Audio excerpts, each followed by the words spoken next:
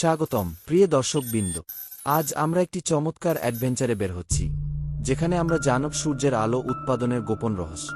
আপনি কি কখনো ভেবেছেন সূর্য কিভাবে আলো তৈরি করে? চলুন আমরা একসাথে সেই রহস্য উদ্ঘাটন করি। আমরা শুরু করব সূর্যের কেন্দ্র থেকে। কল্পনা করুন, আপনার সামনে একটি বিশাল বল রয়েছে, যা এতটাই গরম যে আপনি এক মুহূর্তের জন্য সেখানে দাঁড়াতে পারবেন না। এই বলটি হলো আমাদের সূর্য। সূর্যের কেন্দ্রে যা ঘটে তা এক অসাধারণ বিজ্ঞান কাহিনী। সূর্যের কেন্দ্র একটি বিশাল চুল্লির মতো, যেখানে প্রতিদিন কোটি কোটি বছর ধরে নিউক্লিয়ার ফিউশন ঘটছে। কিন্তু নিউক্লিয়ার ফিউশন কি? আসুন দেখি।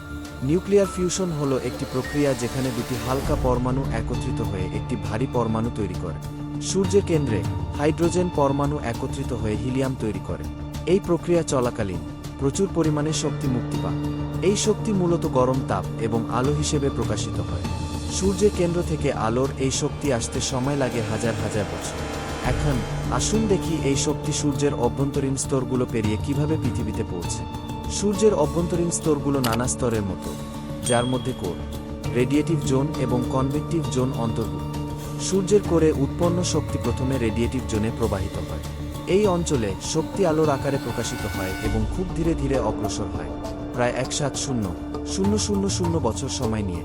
এরপর শক্তি কনভেক্টিভ জোনে চলে আসে।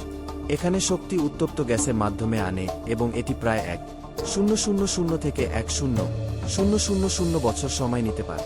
অবশেষে শক্তি সূর্যের পৃষ্ঠে পৌঁছে। এখানে এটি আলো হিসেবে আমাদের কাছে পৌঁছায়। সূর্যের পৃষ্ঠে গ্যাসের তাপমাত্রা প্রায় 505 ডিগ্রি সেলসিয়াস। এই তাপমাত্রার কারণে আলো সোজা আমাদের পৃথিবীতে পৌঁছে এবং আমাদের দিনকে আলোকিত করে। আমরা জানি সূর্যের আলো খুব উজ্জ্বল, কিন্তু চাঁদের আলো কেন এতটা আলোকিত নয়? আসুন দেখি। চাঁদের আলো আসলে সূর্যের প্রতিফলন। চাঁদ সূর্যের আলো গ্রহণ করে এবং এটি আমাদের দিকে প্রতিফলিত করে। তাই চাঁদের আলো সূর্যের আলো থেকে অনেক কম উজ্জ্বল। অদ্ভুত হলেও সত্য, চাঁদের আলো আসলে সূর্যের আলো, কিন্তু এটি আমাদের চোখে আরও মৃদু মনে হয়।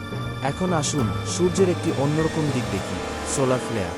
সোলার ফ্লেয়ার হলো সূর্যের পৃষ্ঠ থেকে ফটনের বিস্ফোরণ। এই ফ্লেয়ারগুলি বিশাল পরিমাণে শক্তি নির্গত করে, যা মহাকাশে প্রভাব ফেলতে পারে।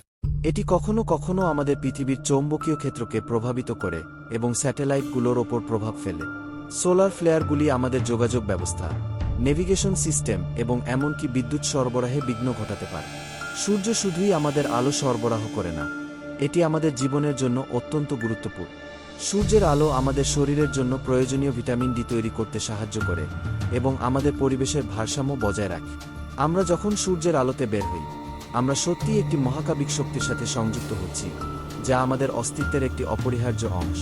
আজকের এই অ্যাডভেঞ্চার শেষে আমরা জানলাম সূর্যের আলো কিভাবে তৈরি হয় এবং আমাদের জীবনে তার কত বড় প্রভাব।